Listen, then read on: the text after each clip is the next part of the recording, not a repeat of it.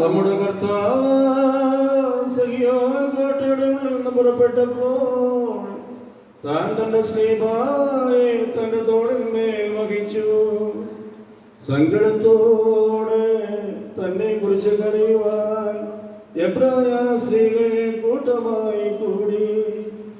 തന്റെ മാതാവും അവളെ അറിയുന്ന എല്ലാവരും ദൂരെ നിന്നു. മാതാവ് വലിയ സങ്കടത്തോടും ദുഃഖത്തോടും കൂടെ, എന്റെ പുത്ര, നീ എവിടേക്ക് പോകുന്നു? എന്റെ വാത്സല്യവാനേ, നീ എവിടേക്ക് പോകുന്നു? ഇവർ തന്നെ എവിടേക്ക് കൂട്ടിക്കൊണ്ടുപോകുന്നു എന്ന് പ്രാവിനെ പോലെ കുറുകി കരയുവാൻ തുടങ്ങി. അയ്യോ, നിഷേധികളായ ജനത്തിന്റെ കയ്യിൽ നീ നിന്നെ എന്തിനെ ഏൽപ്പിച്ചു കൊടുത്തു?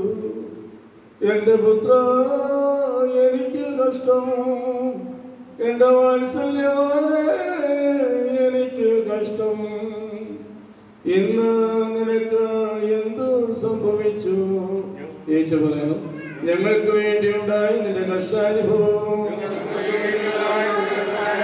ഞങ്ങളെ പ്രതിയുള്ള നിന്റെ താഴാട്ടയും മാറ്റപ്പെട്ടതാകുന്നു.